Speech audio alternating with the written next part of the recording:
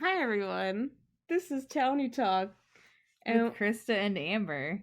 yes indeed. And today we're here in Bloomington, Illinois, and we're going to talk to you about ISU The Stevenson Center. and community development AmeriCorps. and my experience over the past year and a half. I was one of the lucky people who started graduate school during the pandemic. So I have a lot of interesting takes, I hope, that you will get out of this. So I guess I'll start with a little bit about myself. Um, my name is Krista. I'm from Colorado Springs. I went to University of Colorado and I studied history, and I started at the Stevenson Center in 2020. I'm majoring in applied community economic development, and my emphasis is in political science. Um, so we're just gonna talk a little bit about graduate school, my AmeriCorps experience. We're gonna talk about professional practice because that's one of the things I was curious about before I started at the Stevenson Center a couple of years ago. Um, and we're just going to wrap up with some closing thoughts and advice for anybody who's thinking about applying to the program. So, first, we're going to talk a little bit about my volunteer experience. I was in AmeriCorps not once, but twice because I'm crazy. And my first experience, I was doing historic preservation in a historic town in Colorado. And during my second term, I worked with veterans, specifically on peer mentoring programs. What was the most rewarding aspect of your experience? The most rewarding aspect of my experience was definitely the people I got to meet, the different places and environments I got to be in. I learned a lot of things I don't think a lot of people would normally get the opportunity to learn. And again, the different people who have inspired me to take the step of going to graduate school has been the most rewarding aspect. And what were the most challenging aspects, and how did you cope? The most challenging aspects of my AmeriCorps and service experiences were definitely just being in new places and trying to figure out those environments and learning how to, live day to day away from home. That was the most challenging. I mostly just coped by going out, getting involved with the community, um, making friends, taking classes, um, pursuing my hobbies. I think is really important, and that's mostly how I coped. And tell us about the people you met. The people I met during my service. Well, my first year, when I was doing my first term, I met a lot of people who were super passionate about the stuff I'm passionate about, especially with history. I'm really into historic preservation. I'm also into like heritage preservation and stuff like that. So I met a lot of people who were into that. And during my second year, I met a lot of really inspiring people who just had faced a lot of adversity and overcame it. Um, so overall, just people who are really knowledgeable and inspiring on both sides. Okay. How did the experience compare to your expectations? My experience compared to the expectations. Well, I think that service either way takes a lot of grit. So I think just keeping yourself busy and keeping yourself, It's I think with my service stuff, I knew the perspective was, this is going to be for a year and I'm going to try to do the most that I can and grow the most that I can, both professionally and personally. So taking advantage of that time, I think, would be my experience compared to the expectation of just, I think there's an expectation that you have to grind all the time. So I think that definitely compared or didn't compare to my experience a lot of the time. It was just like, really taking the time to know what you want and how you want to grow versus just somebody giving that to you. Okay. And what lessons did you gain from that experience? What lessons did I gain? Let's see. I learned I learned to listen. I learned to listen to people, trying to have more realistic expectations for myself.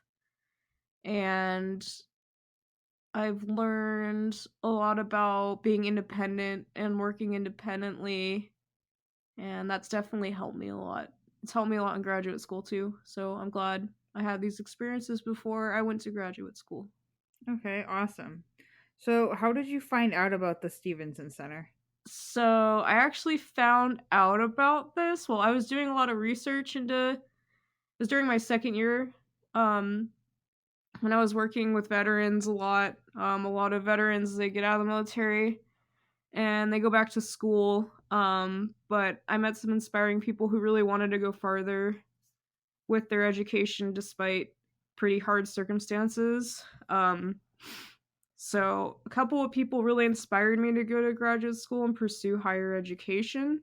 And I was looking at different programs that had good financial packages and stuff like that. And I actually came out across the Stevenson Center through AmeriCorps.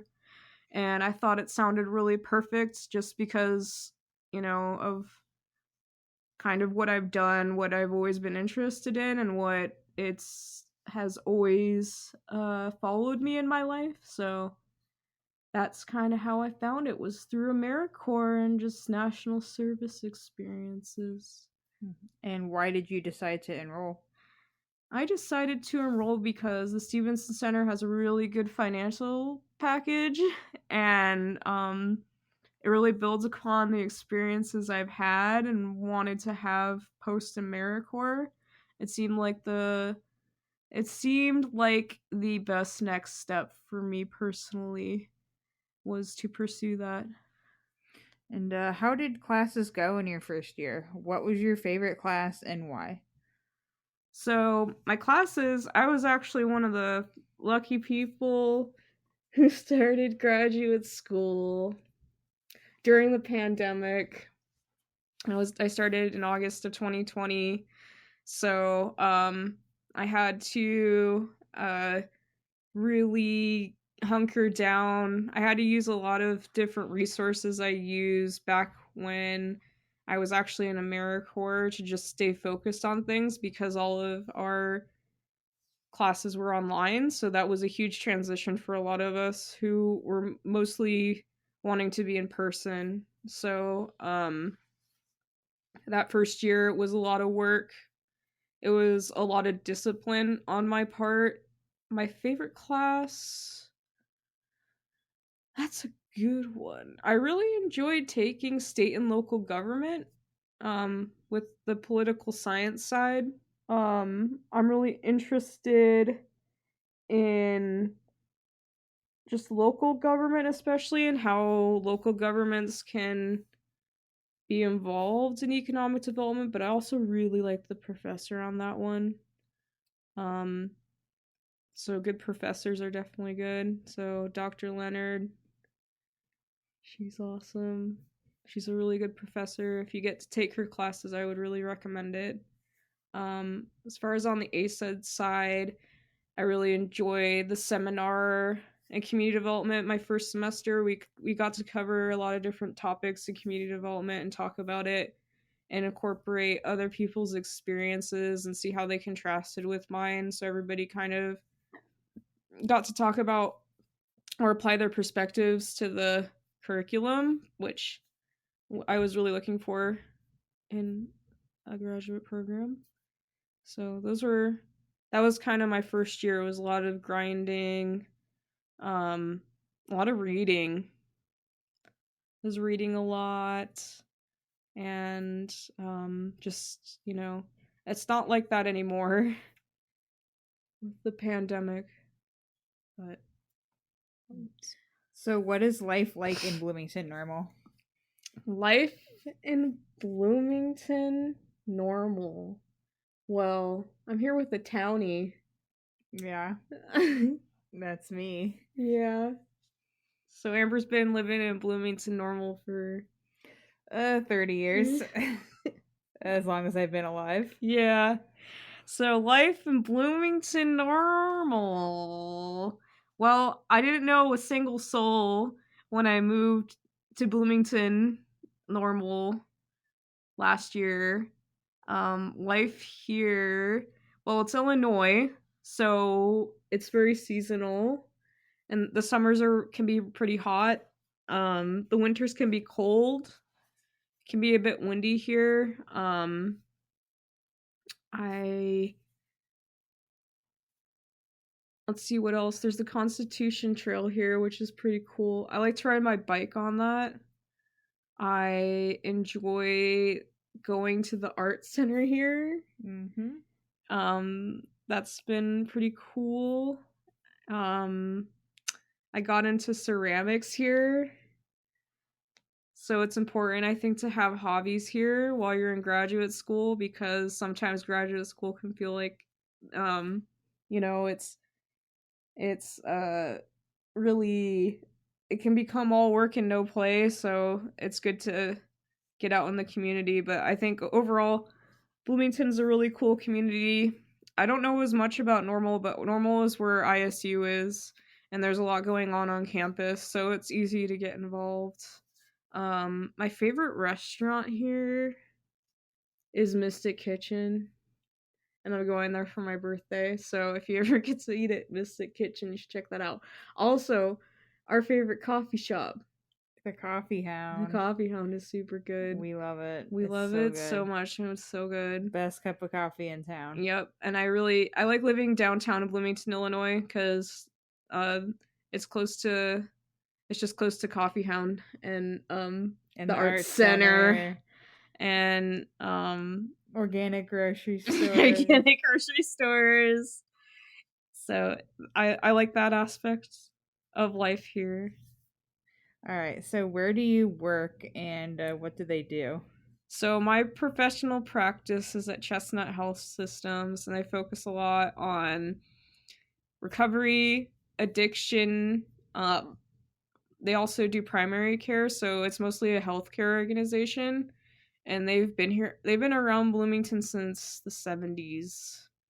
And they've really expanded. So now they're in Chicago and Missouri and Central Illinois. And they also do a lot of research. So they're one of the leading organizations on addiction, and they are really active in Illinois as far as passing legislation that supports mental health, addiction, recovery, and also supporting people in the community that might have not have insurance or be on Medicaid or Medicare. So Chestnut, it's just, they're one of the federally qualified health clinics here in town. What projects are you currently working on?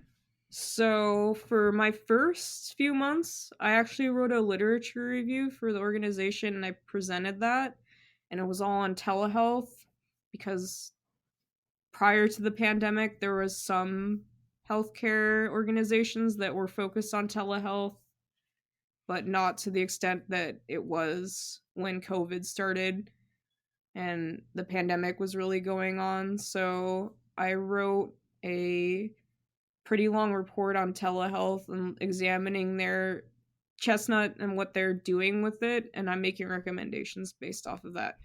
So, project I'm currently working on is working with the clinical teams and their counselors to develop a best practices for the organization and telehealth, and making recommendations for the future, because while COVID and the pandemic are, a lot of it's kind of, last year was, we were really at the height of it. A lot of organizations don't want to go backwards, so they want to really make sure there's a contingency plan in place for them to keep moving forward with that. And what are your next steps? Well, my next steps, let's see. I can't believe it, but it's almost December. So that means I've been working on my professional practice for about 6 months. And I will graduate in May. Congratulations. Yes.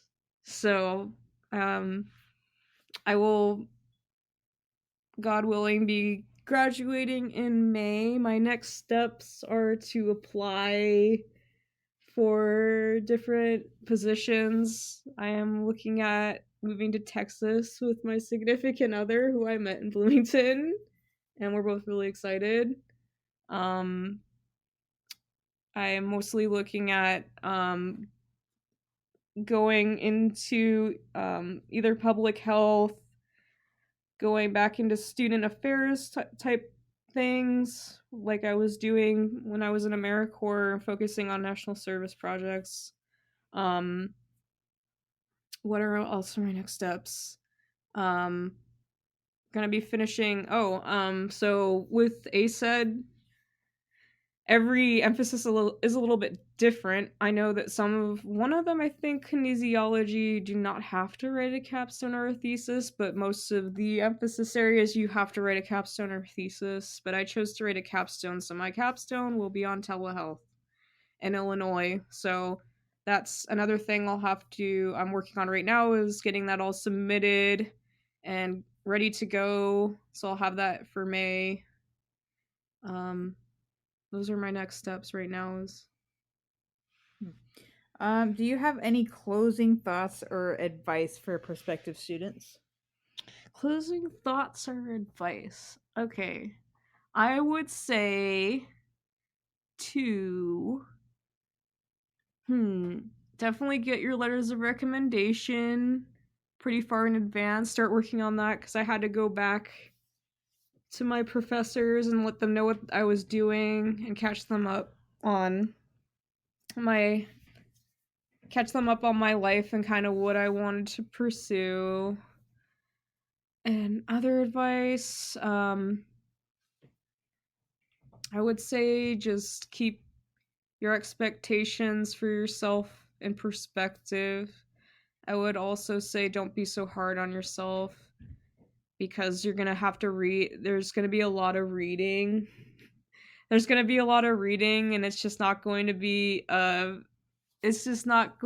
be feasible to get through all that. So knowing how to skim through things will be really helpful. And I would say don't stress about the jury. Those are my closing thoughts and advice. But I hope you've enjoyed our podcast with This is Townie Talk with Krista and Amber. Yay! Thank you so much for telling us about your program and your experiences. You're welcome. This has been 19 minutes long. You can edit it later. Okay.